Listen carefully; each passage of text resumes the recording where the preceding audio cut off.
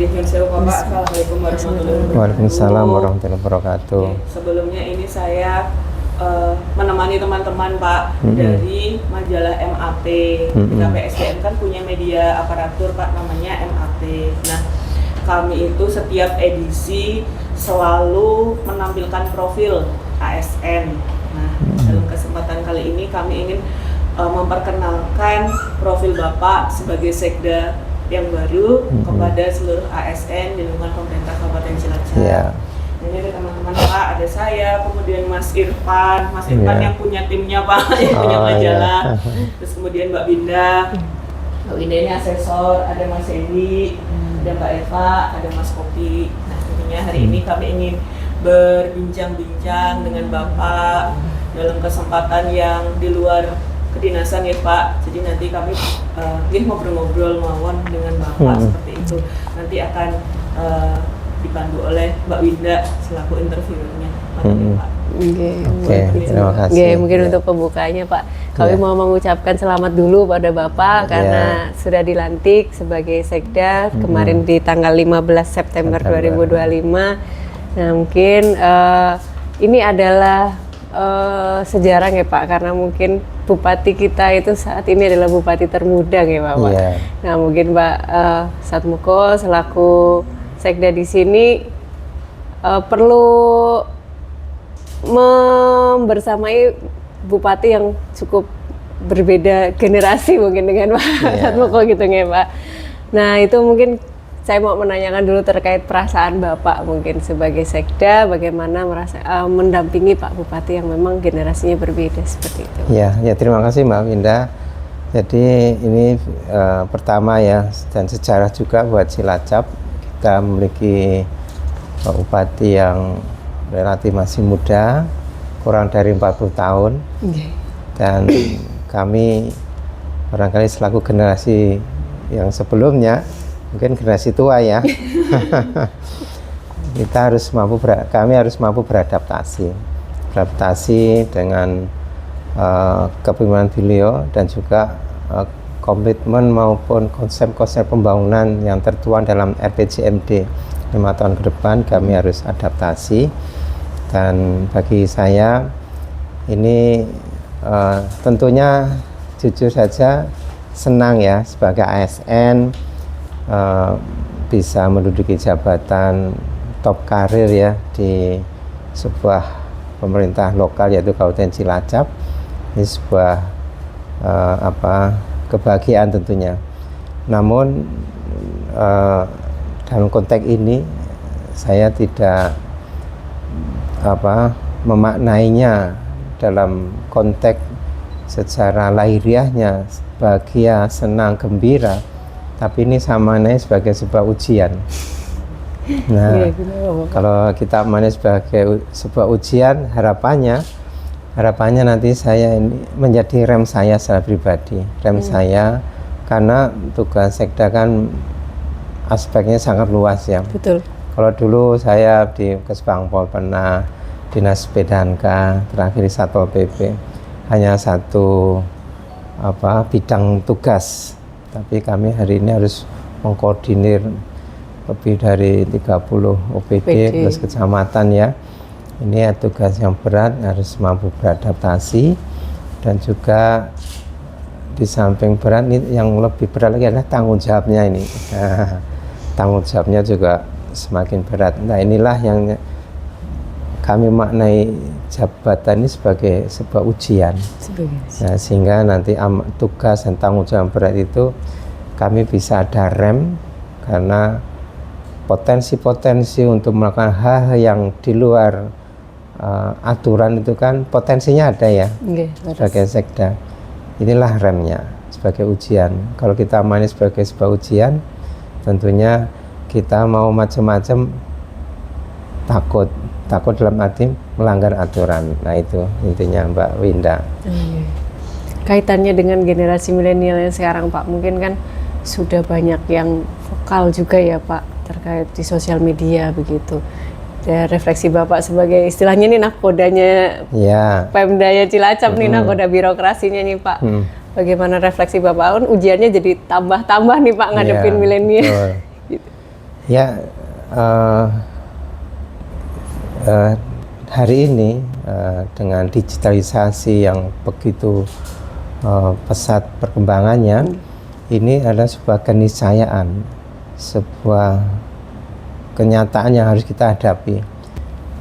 Yang sering kali saya sampaikan, menghadapi era transformasi digital saat ini, aparatur pemerintah itu khususnya di Kabupaten Cilacap, 15.000 PNS ASN ya di Cilacap ini harus mampu pertama beradaptasi dalam konteks ini. Bagaimana aparatur pemerintah di Kabupaten Cilacap ini satu langkah lebih maju. Contoh konkretnya di kanal-kanal media kita, baik di Laporbu, di Instagram, di Facebook maupun di website-website yang ada di semua OPD di Pemda kita. Ini kan seringkali kita juga ada laporan dari masyarakat, keluhan, curhat, jalannya jelek, terus salurannya macet, mampet ya, dan sebagainya. Nah, kita selaku aparatur pemerintah di Kabupaten Cilacap ini harus satu langkah lebih maju daripada masyarakat yang dilayani. Artinya, sebelum masyarakat curhat, sebelum masyarakat protes, sebelum masyarakat mengungkapkan isi hatinya, kita sudah jawab dulu. Ya, misalnya saluran air yang macet mampet ya di dalam kota ini harus kita bersihkan dulu agar nanti pas musim hujan seperti sekarang ini jalannya airnya lancar, tidak menimbulkan banjir di wilayah kota. Nah, seperti itu.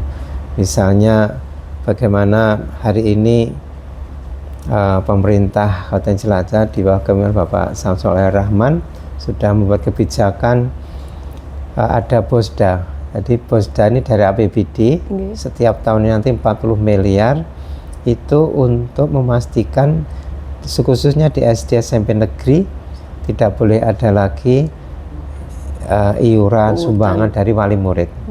Sebelumnya kan banyak keluhan. Betul, Pak. Sumbangan ini, beli buku ini, buku itu, dan lain-lain. Ya kalau orang wali muridnya mampu, nggak masalah. Tapi kalau keluarga kurang mampu, ini menjadi masalah karena untuk makan saja sulit. Lah inilah contoh konkret kita selangkah lebih maju daripada masyarakat di lainnya, yaitu dialokasikannya 40 miliar setiap tahunnya untuk bidang pendidikan, memastikan tidak ada lagi sumbangan iuran dari wali murid kepada pihak sekolah dimanapun mereka bersekolah, di SD dan SMP negeri khususnya. Nah, inilah contoh konkret kita harus mampu beradaptasi dengan era saat ini. Dan mau nggak mau kita ini harus belajar, harus responsif. Jadi salah satu ciri pemerintahan yang adaptif yaitu dia responsif terhadap apa saja. Karena kita kan tugas utama pemerintah, fungsi utama adalah service. Ya, di samping policy dan empowerment, salah satunya itu service, melayani. Nah, bagaimana masyarakat sebelum mereka curhat sudah kita jawab. Nah, ini memang perlu kemampuan dan sense atau rasa atau empati dari penyelenggara pemerintah di Kabupaten Cilacap, termasuk Mbak Winda ini dan teman-teman semuanya, agar mampu memberikan respon yang cepat dan tepat sebelum masyarakat curhat, sehingga nanti suatu saat Laporbu kosong. Amin. Semoga. Kok nggak ada laporan? Sudah terjawab semuanya.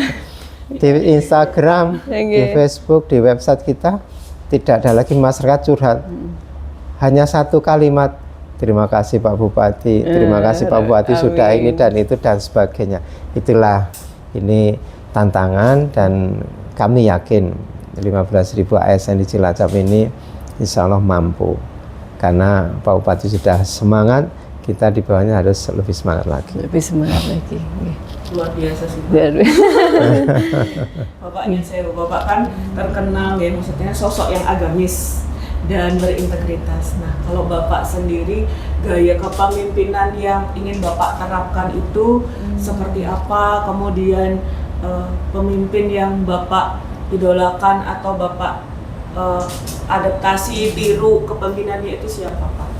Ya, kalau saya pribadi, I want to be myself. Ya, saya ingin menjadi diri sendiri. Tapi dalam konteks yang terakhir tadi, siapa yang menjadi inspirasi dalam sebuah, khususnya dalam konteks leadership, ya kita pertama banyak para pahlawan nasional kita yang betul-betul ikhlas dalam berjuang mendirikan negara ini. Itulah seluruh para pahlawan nasional itu menjadi inspirasi saya, dari Pangeran Diponegoro, Sultan Hasanuddin, Bung Karno, Bung Hatta, Ki Haji Agus Salim, Cik Ditiro, Panglima Polim, yang dari perempuan juga ada. Siapa? Ratu Kalinyakmat. Mungkin belum pernah dengar. Itu pahlawan nasional kita. Ratu Kalinyakmat itu seorang perempuan panglima perang kerajaan Demak, ya. Itu tentaranya, armada lautnya itu membentang dari ujung barat sampai ujung timur Nusantara. Itu Ratu Kalinyakmat. Jadi Laksamana. Di samping Laksamana dari Aceh siapa? Malahayati. Itu yang perempuan, Laksamana itu, dan juga Ratu Kalinyakmat seorang Laksamana. Laksamana itu jenderalnya angkatan laut. Portugis saat berkunjung ke Nusantara ini kaget melihat armada perangnya Ratu Kalinyakmat membentang dari barat dan timur Nusantara ini, yang kapalnya bisa dimuati 1.000 orang. Kapalnya Portugis baru hanya 200 orang. Kembalilah Portugis tadi kapalnya ke negaranya, dan itu ditulis dan ada di perpustakaan di Portugal sana. Nah, itu para pahlawan nasional itu adalah inspirator saya, karena para pahlawan nasional ini berjuang ikhlas tanpa pamrih dan sebagainya. Di samping tentunya orang tua saya, bapak dan ibu kandung saya juga menjadi inspirator saya, dan saya gabungkan orang tua, ibu bapak, dan para pahlawan nasional. Saya mencoba terapkan dalam konteks hari ini saya diberi amanah, karena kemarin waktu di BPKAD saya sampaikan, kalau zaman dulu, contoh ini, Panglima Besar Jenderal Sudirman bergerilya dikejar-kejar sama Belanda, naik keluar masuk hutan, bersembunyi untuk menghindari serangan Belanda, dan para prajuritnya, pernah nggak mereka semuanya minta SPPD? Kan nggak pernah. Bapak SPPD-nya mana mau bergerilya? Nggak ada. Nah, termasuk kemarin kan Hari Santri 2 Oktober. Hari Santri ini cerita sedikit sejarah. Sejak dimaklumatkan oleh Hadratus Syekh Kiai Haji Hasyim Asy'ari tanggal 2 Oktober 1945, seluruh pemuda, termasuk dari Madiun, karena saya dari Madiun, cerita bapak saya, kan bapak saya kelahiran tahun 25. Tahun 45 usianya 20, bisa cerita bahwa saya sejak itu jadi resolusi jihad, seluruh pemuda-pemuda itu termasuk dari Madiun ngeluruk ke Surabaya. Ada yang jalan kaki, ada yang naik kendaraan, bawa senjata seadanya, bambu runcing, golok, yang dia bekas dulu ada namanya tentara pelajar di Madiun itu, bawa senjata seadanya, berangkat ke Surabaya langsung tanpa minta SPPD. Nah, sekarang pertanyaan saya, Berangkat tidak, kalau ada SN diperintah bupati berangkat ke Jakarta 5 hari tanpa SPPD. Berangkat nggak kira-kira? Nah, dalam hal ini inspirasi atau semangat para pahlawan nasional itulah yang menginspirasi saya, bahwa saya apa yang saya korbankan hari ini untuk Cilacap saja, bukan untuk negara ya, untuk Cilacap saja tidak sebanding dengan pengorbanan Panglima Besar Jenderal Sudirman, Bung Karno, Bung Hatta, Kiai Haji Agus Salim, Jenderal Gatot Subroto, para pahlawan revolusi. Itu para pahlawan kita belum seberapa. Jadi saya secara pribadi malu kalau daya juang saya meskipun tidak sebanding dengan para pahlawan nasional ini sering mengeluh dan sebagainya. Makanya tahun depan meskipun transfer ke daerah dikurangi, saya tetap semangat, optimisme tetap kami bangun. Ya, karena para pahlawan dulu tanpa uang tetap bisa berjuang. Dengan apa? Jiwa raganya, dengan semangat. Nah, semangat inilah yang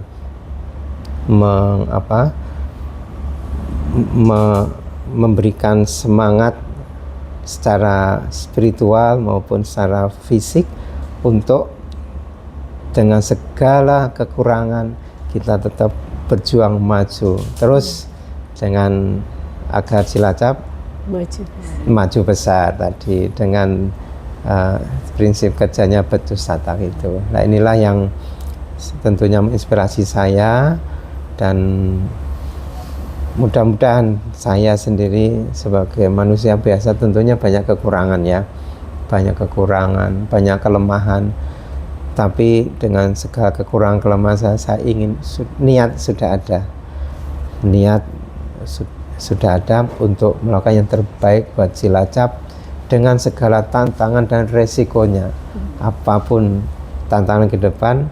Jadi tantangan itu kami jadikan sebagai penyemangat, bukan malah ngelogro. Nah, inilah kita balik, ada banyak tantangan, justru saya harus lebih semangat untuk menghadapi berbagai tantangan ke depan itu demi Cilacap. Mudah-mudahan bisa berimbas pada hal yang atau wilayah yang lebih luas lagi tentunya untuk Indonesia. Amin. Baik Pak, tadi menarik sekali nggak Pak terkait dengan SPPD tadi.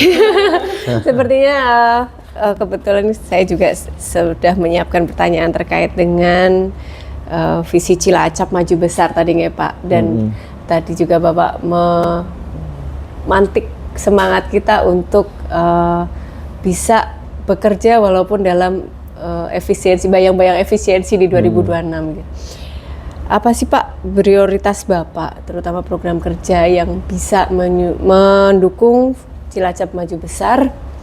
Dan kemudian mungkin tadi apakah budaya dalam bekerja itu agar tidak selalu mementingkan SPPD itu bisa masuk dalam prioritas kerja Bapak atau seperti apa? Mungkin saya tanya jawab yang terakhir dulu ya.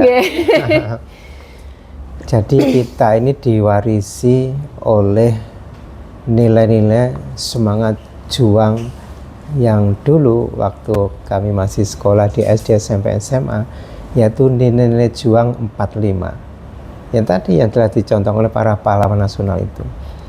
Nah, kenapa dulu bambu runcing bisa mengalahkan meremnya Belanda, pesawat terbangnya Belanda, bisa mengalahkan armadanya Belanda hanya dengan bambu runcing? Logikanya nggak mungkin bambu runcing kok bisa mengalahkan sekutu. Ya, pertemuan 10 November di Surabaya itu sebagian besar tadi sudah saya ceritakan senjata seadanya, tapi bisa mengalahkan sekutu. Jenderalnya Malabi tewas. Satu-satunya jenderal sekutu yang tewas dalam perang hanya terjadi di Surabaya. Artinya apa? Itulah semangat dan nilai-nilai yang kita warisi. Jadi kita 15.000 ASN di Cilacap itu menerima warisan yang kita selama ini lupa. Warisannya apa? Yaitu nilai-nilai juang 45. Itu kalau kita jabarkan luar biasa. Kalau sudah kita memiliki semangat juang 45 demi merah putih, apapun kita korbankan, jiwa raga kita. Dan saya selaku sekda sudah punya niat untuk itu. Makanya saya membantu Bapak Bupati, karena beliau dalam konteks ini adalah ingin maju besar dengan prinsip kerja betul tatap, tidak ada jual beli jabatan, tidak main proyek. Dan saya sudah berjanji pada diri saya sendiri, saya tidak main proyek. Dengan saya clear, tidak main proyek, nanti ada pekerjaan yang nggak beres, proyek nggak beres, saya bisa luruskan. Kenapa? Nggak terima amplop. Nah, jadi saya punya harga diri, punya kepercayaan diri bahwa dengan kita clear, tidak main proyek, tidak jual jabatan, kita bisa bekerja dengan optimal. Nah, inilah satu nilai tadi, nilai juang 45. Ini adalah warisan para pahlawan nasional. Ya. Saya dan 15.000 ASN Cilacap harus bisa membuat tersenyum para pahlawan nasional. Oh, yang saya perjuangkan dulu ternyata dilanjutkan oleh para cucu-cucu saya. Nah, itulah yang saya inginkan dalam konteks kebangsaan ini. Ya, dalam konteks tadi punya dengan bagaimana program maju besar ini bisa berhasil. Di RPJMT sudah jelas visi misinya seperti apa, dan tentunya untuk mencapai visi misi itu ada tahapan-tahapan dan juga ada prioritas-prioritas yang harus kita tuntaskan. Prioritas pertama itu terkait dengan infrastruktur. Infrastruktur ini harus tuntas sampai 5 tahun ke depan. Juga di bidang kesehatan. Kesehatan ini nanti bagaimana nanti masyarakat miskin khususnya di Kabupaten Cilacap ini kalau sakit aman, sudah terjamin BPJS-nya. Ya. Dan juga di bidang pendidikan, tidak ada lagi sumbangan iuran dari wali murid. Nah, ini prioritas, sehingga nanti sampai 5 tahun ke depan seluruh atau 5 misi itu nanti bisa sukses. Ya, misi pertama kan bagaimana daya saing sumber daya manusia ini ditingkatkan. Nah, ini malah tupoksinya BKPSDM ini. Daya saing sumber daya manusia, ya, tidak hanya aparaturnya tapi masyarakatnya. Bagaimana nanti Bapak Bupati juga sudah punya program memberikan beasiswa bagi PNS yang berprestasi, guru terutama, ya, guru SD SMP. Itu juga bagian dari peningkatan daya saing sumber daya manusia. Bagaimana nanti daya saing ekonomi juga meningkat, pemerataan pembangunan, pengentasan kemiskinan, dan tata kelola pemerintahnya baik. Ini mudah-mudahan nanti secara bertahap sampai 5 tahun ke depan bisa sukses semuanya. Ini bisa berhasil secara lebih sempurna apabila 15.000 ASN ini dalam melaksanakan tugasnya itu merujuk kepada tuntunan moral, yaitu becus tatak tadi.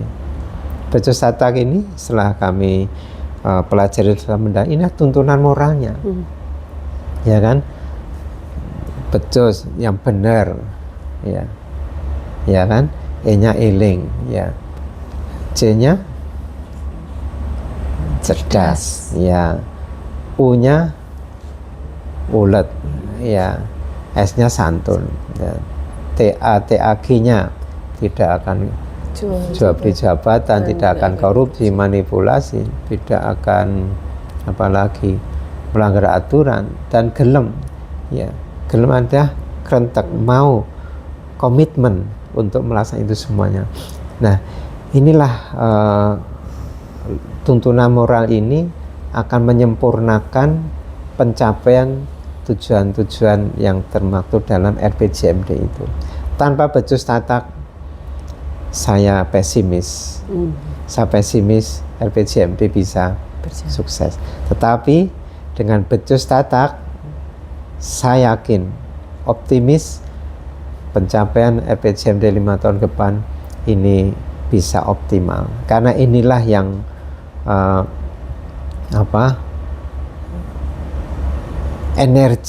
energi baik di dalam diri maupun dari luar diri kita untuk bisa optimal dalam pencapaian tujuan-tujuan yang tertera dalam RPJMD itu Mbak Winda. Siap. Ini Pak, terkait dengan sumber daya manusia nih Pak, peningkatan. Kita bicara dalam lingkup birokrasi aparatur sipil negara. Kan kita sekarang kan komponennya banyak sekali ya Pak. Ada yang Gen Z, yang muda-muda, ada yang milenial, kemudian ada yang Gen X yang lebih tua lagi, bahkan ada yang misalnya sudah mau purna, baby boomer gitu. Nah, Bapak kan istilahnya bapaknya kami, bapaknya ASN. Bagaimana cara Bapak biar yang mulai dari yang muda sampai yang tua ini bisa mewujudkan itu tadi Pak, becus tataknya itu jalan. Kalau Bapak kan sosoknya tadi seperti itu nih tadi Pak, figur yang bisa diteladani. Tapi untuk memastikan kita itu bisa sama dengan Bapak, bisa menyelaraskan melaksanakan becus tatak agar selaras dengan visi misi Bupati itu seperti apa Pak? Ngajak anak muda itu lebih sulit maupun lebih gampang ya Pak? Iya, memang perbedaan generasi ini satu hal yang pasti ya. Saya generasi 70, Mbak Winda mungkin 90, 90-an Pak. Ya Mbak Esti 80 dan semuanya. Dan nilai-nilai yang dibangun setiap generasi ini adalah beda. Nah makanya di awal tadi saya sampaikan bahwa kita sebagai warga negara Indonesia jangan sampai kita ini kehilangan rohnya. Rohnya kita siapa? Roh kita hakikatnya nilai tadi, semangat juang nilai-nilai 45 itu harus kita tanamkan ke seluruh generasi sampai generasi entah keberapa ya, 2050, 2100 dan seterusnya. Sebuah bangsa, ini kita bicara bangsa ya, sebuah bangsa kalau kehilangan rohnya, tunggulah kehancurannya. Tidak ada kebanggaan bagi generasi-generasi berikutnya. Tapi bagaimana kita memiliki Pancasila, sila ketiga yaitu Persatuan Indonesia. Salah satu nilai dalam sila Persatuan Indonesia yaitu bangga sebagai warga negara Indonesia. Nah, bagaimana kita bangga sebagai warga negara Indonesia? Kita tahu bagaimana sejarah bangsa ini didirikan oleh para pendiri bangsa. Nah, disitulah rohnya kita. Nah, sehingga kalau generasi 80, 90, generasi 2000 dan seterusnya, kalau memahami dan bisa melaksanakan semangat juang para pendiri bangsa, kita tidak khawatir mau generasi 80, 90, 2000, 2010, kita tidak khawatir. Makanya kita dulu sering mendengar sebuah ungkapan, bangsa yang besar adalah bangsa yang menghargai para pahlawannya. Itulah intinya, disitulah. Kalau kita sudah nggak kenal siapa Panglima Besar Jenderal Sudirman, kita nggak kenal Bung Karno, kita nggak kenal Sultan Hasanuddin dari Makassar, ya nggak ada ruhnya kita sebagai bangsa. Nah, dalam konteks Cilacap, saya ingin generasi 80, 90 ini sebentar lagi ini ada generasi 2000 ya. Sudah ada. Sudah ada malah. Generasi 2000. Saya ingin mereka semuanya meneladani para pendiri bangsa, para pahlawan nasional kita.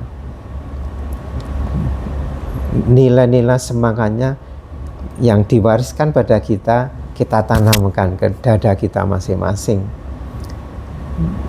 Saat itulah semangat kita beda generasi tetap menyala dalam diri kita masing-masing 15.000 ASN ini untuk Cilacap yang maju besar lebih baik ke depan. Jadi kuncinya itu. Nah, memang saya ini mohon maaf untuk generasi-generasi setelah saya ya, mungkin generasi 90 ya, memang pola pendidikan yang saya terima tahun 70-an, tahun 80-an beda mungkin dengan generasi pola pendidikan hari ini. Saya titip saja, di samping tadi kita mewarisi nilai semangat juang 45, kita tanamkan dalam dada kita dan kita implementasikan. Saya juga titip pesan pada generasi 80, 90, 2000 untuk memegang satu nilai, yaitu nilai tata krama. Nah, tata krama ini penting. Bagaimana tata krama kita sesama level teman di kantor, tata krama kita kepada atasan langsung, dan sampai nanti tata krama kita kepada pimpinan kita yang tertinggi, yaitu bupati maupun wakil bupati. Tata krama itu kita jaga, sopan santun. Ya, kalau dalam bahasa lebih singkat, etika. Nah, etika dalam birokrasi, khususnya dalam etika tata krama, dan lebih mendalam lagi, yaitu bagaimana budaya kita sebagai sebuah bangsa. Kita kan budayanya kan saling menghormati, yang tua menghormati yang muda, menyayangi ya, yang muda menghormati yang tua. Itu kita pelihara. Saya yakin dengan nilai juang 45 tadi dan dengan etika kita dalam menjalankan tugas di birokrasi ini, kita padukan, insya Allah perbedaan generasi tadi tidak menjadi masalah. Tapi sebaliknya, tapi kalau nilai-nilai 45 tadi, tata krama sudah kita abaikan, ya kita bekerja rasanya hampa. Bawahan nggak menghormati atasan, tidak saling menghormati sesama rekan kerja, atasan mungkin juga kurang respon terhadap bawahan. Inilah yang tidak kita harapkan. Makanya ini itu ya, titip pada semua jenjang generasi di ASN Cilacap ini untuk menjaga nilai-nilai etika dan tata krama, sopan santun. Ya, kalau dulu yang pernah kami terima pada saat saya dulu tahun 70-an, akhir 70-an, kalau SD ya, saya kelas 1 tahun 78 itu saya udah kelas 1 SD 78 ya, itu yaitu budi pekerti. Itu nilai-nilai dasar harus kita implementasikan dalam kita bekerja di birokrasi. Itu Mbak Esti kuncinya. Bapak mau ini Mbak Winda, satu pertanyaan terakhir. Bapak ada kegiatan jam 8 ya Pak? Setengah 9. Oh, setengah 9, oke. Mungkin Pak, tadi kan Bapak punya keinginan agar ruh-ruh itu tetap terjaga di antara ASN lintas generasi. Ada nggak sih Pak cara atau mungkin program realisasinya untuk menanamkan ruh itu Pak? Di sisi lain kita kan juga harus berperang dengan perkembangan teknologi ya Pak, seperti mungkin digitalisasi dan lain sebagainya itu. Mungkin bagaimana Pak agar kedua hal ini bisa berjalan beriringan gitu Pak? Inilah yang sering saya sampaikan di beberapa kesempatan. Kita harus bisa melakukan internalisasi nilai-nilai. Ya, nilai-nilai ini memang harus kita lakukan internalisasi, khususnya di jajaran birokrasi pemerintahan ini. Ya, ini menyangkut sebuah budaya. Ya, bagaimana nanti kita yang telah memiliki budaya kerja, saya pikir untuk saat ini budaya kerja sudah baik, tapi bagaimana terus ditingkatkan. Nah, nanti budaya kerja yang ini sudah baik ini kita tingkatkan, suatu saat nanti kita ini memiliki karakter kerja.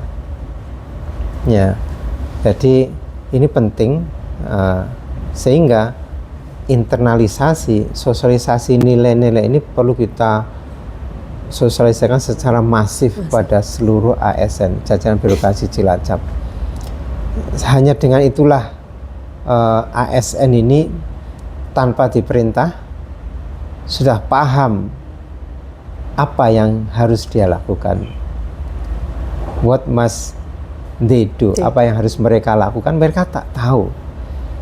Nah, tapi ini perlu internalisasi. Ya, memang ini butuh waktu yang lama, namun harus kita mulai hari ini. Ya, bagaimana ini kebiasaan saja ya, yang ringan-ringan saja. Bagaimana seorang ASN ini cara membuang sampah seperti apa? Ya, saya masih mungkin ya melihat ya buang sampah bukan pada tempatnya. Meskipun hanya istilahnya bungkus makanan. Coba lihat kalau kita habis rapat saja di ruang rapat itu pating selengkrah kan. Nah, kalau saya biasanya saya tatani, saya masukkan dusnya rapi. Nah, itu budaya. Itu dari sisi kebersihan. Belum budaya kerja, kita harus tingkatkan. Sehingga budaya kerja ini kalau kita internalisasikan, suatu saat menjadi karakter kerja. Yang sering kita mendengar dulu etos kerjanya. Etos kerja yang sesuai dengan nilai-nilai budaya kita. Nah, kalau kita, mohon maaf, contohkan, sering nonton sepak bola ya, hobi ya. Kalau pas kesebelasan Jepang main, di stadion itu bersih apa kotor yang bekas diduduki orang Jepang? Beneran bersih. Ada yang perintah nggak itu? Enggak. Itu sudah jadi karakter orang Jepang. Itu internalisasi nilai itu sejak TK, SD, SMP dan seterusnya. Sehingga orang Jepang kalau melihat hal yang kotor, risih, tanpa diperintah diambil. Nah, kembali ke ASN Cilacap, kita internalisasikan budaya-budaya kerja yang positif, ya, sehingga nanti ASN Cilacap memiliki karakter kerja, etos kerja yang powerful, yang betul-betul kalau ibarat petinju itu sudah siap naik ring. Ya, bagaimana bisa tahu apa yang harus dia lakukan untuk mensukseskan visi misi tadi yang tertuang dalam RPJMD.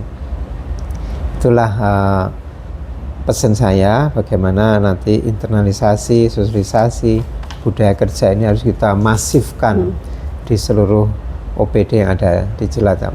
Saya yakin mudah-mudahan nanti suatu saat ada kesadaran kolektif dari para ASN untuk membangun budaya kerja organisasinya masing-masing yang mengerucut pada pencapaian visi misi tadi.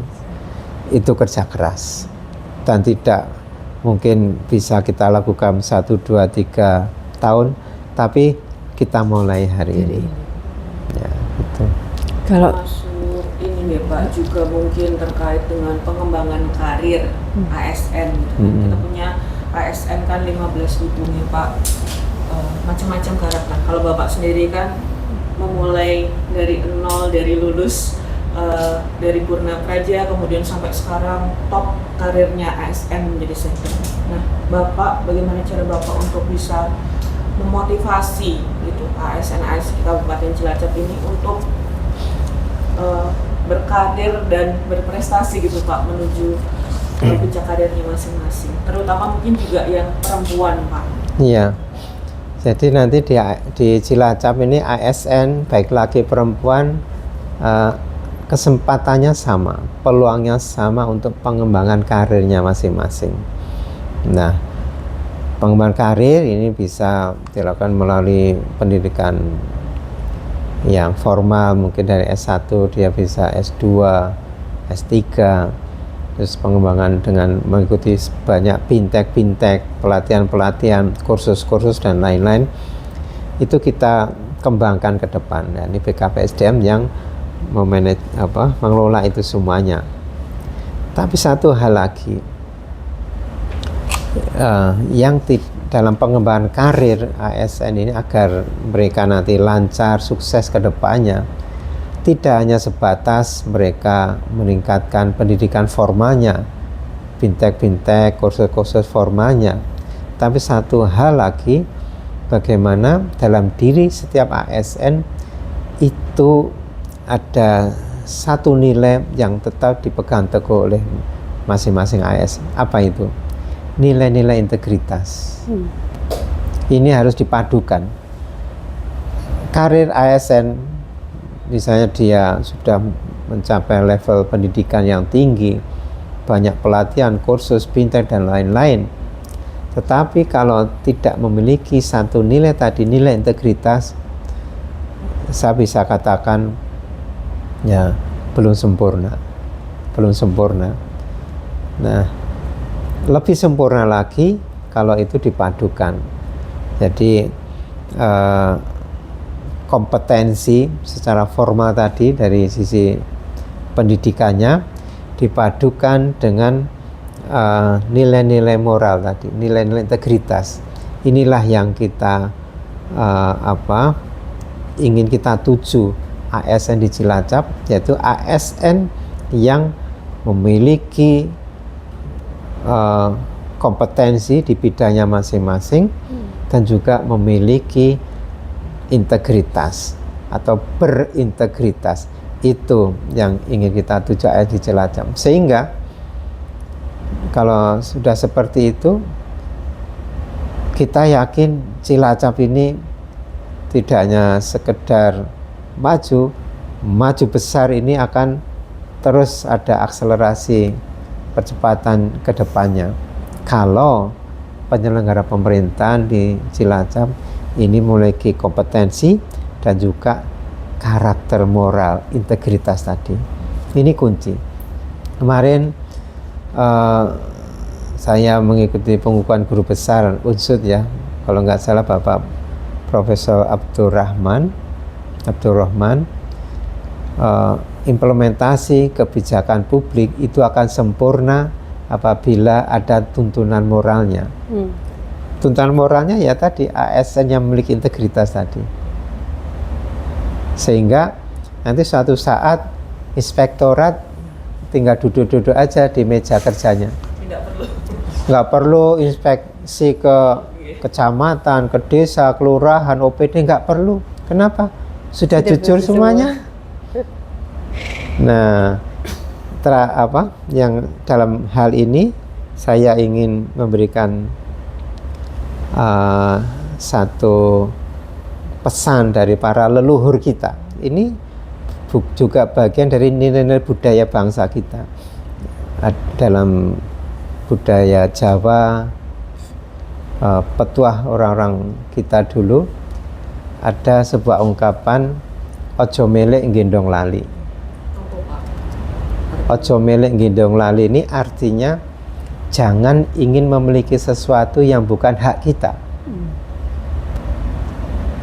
Itu pesan orang tua kita semuanya. Itu nilai-nilai budaya bangsa. Ojo melek gendong lali. Sehingga kalau ini sudah terpatri dalam jiwa setiap ASN kurang lebih 15.000 ini di Cilacap, sudah saya yakin Cilacap akan menyalip kabupaten kota lain yang ada di Indonesia ini. Cilacap terdepan. Dari Cilacap lah nanti akan menginspirasi kurang lebih 514 kabupaten kota yang ada di Indonesia ini.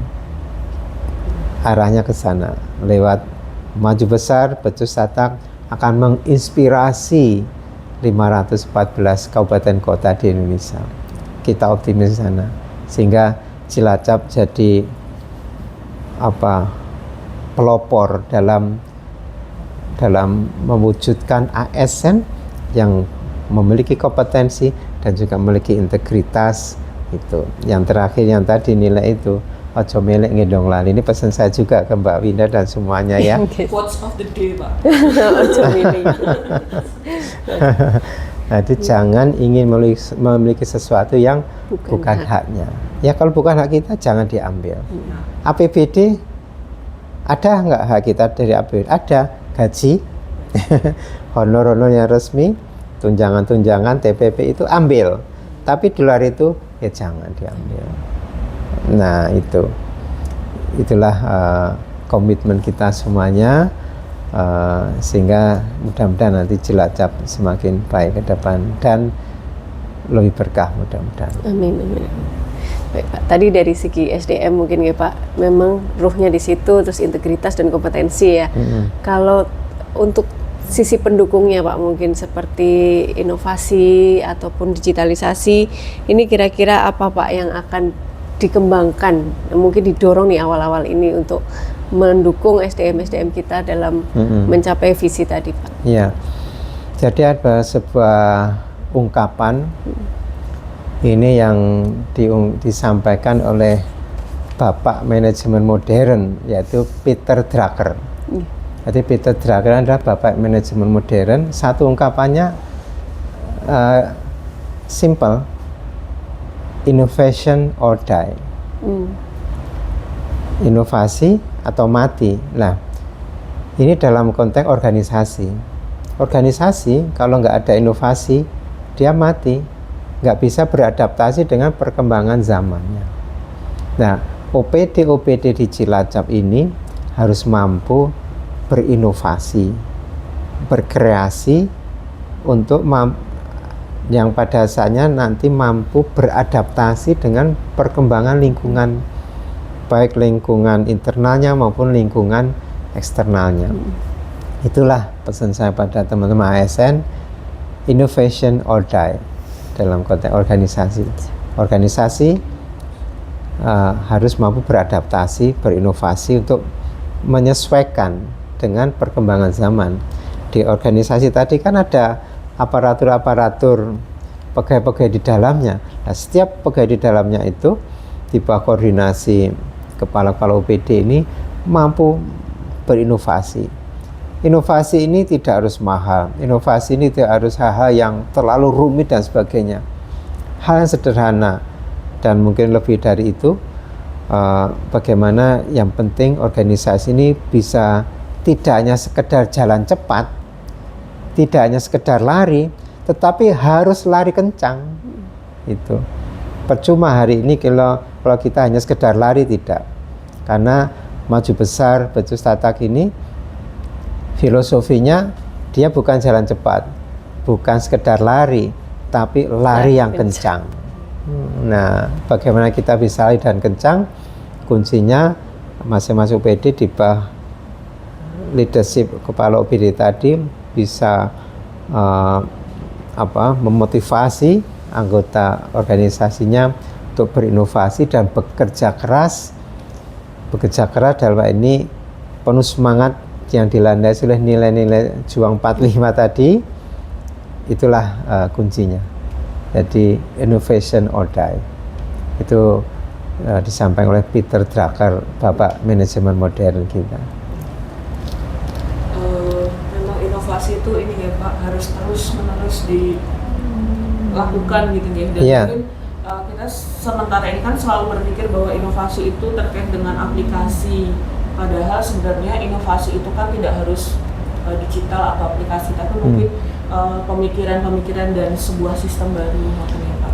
Iya, jadi inovasi ini bukan hal yang sering kalau di diklat ini sekarang ada banyak singkatan.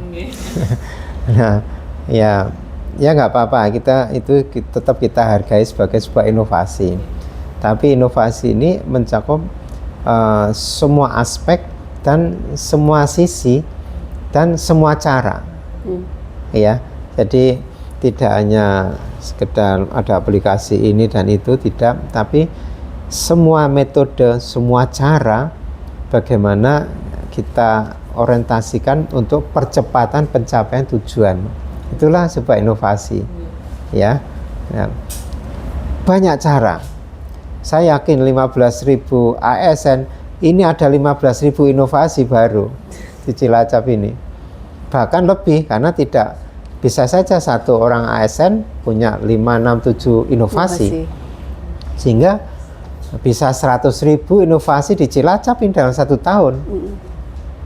Tinggal bagaimana kita mau nggak memeras otak kita, kerja keras, ya, dengan dilandasi keikhlasan. Ini juga penting ini, karena kalau nggak ikhlas, rasanya ngeluh terus ini ASN, ya. Betul. Itulah, ya. Jadi itu ya.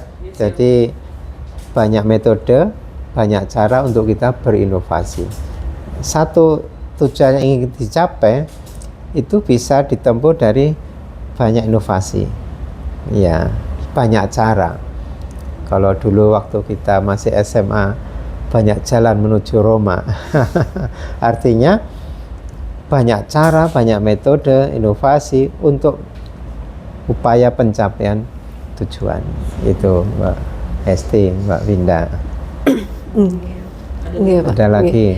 Mungkin lebih ke chemistry Bapak. Jadi kan tadi kita udah berbincang tentang moral-moral, terus juga kecepatan maju besar ini ya, Cilacap maju besar ini, dan perbedaan generasi antara Pak Bupati dan Pak Sekda. Bagaimana sih Pak cara Bapak membangun chemistry dengan Pak Bupati untuk biar sejalan terus mewujudkan cita-cita Pak Bupati? Jadi dalam hal itu kita yang harus mampu mengadaptasi diri. Nah, sehingga saya selaku Sekda, bagaimana sana ini bisa memahami gestur beliau, bisa memahami suasana batin beliau, sehingga sebelum beliau ngendiko, saya sudah melakukan. Seperti tadi, sebelum wali murid protes ini banyak sumbangan-sumbangan, kita ada kebijakan Bosda tadi. Sama ini saya implementasinya dalam konteks yang lain, dalam kita membantu beliau untuk memimpin Cilacap 5 tahun ke depan. Syukur-syukur nanti bisa 5 tahun berikutnya ya. Nah, sehingga kami harus mampu memahami gestur, bisa memahami suasana batin, dan itu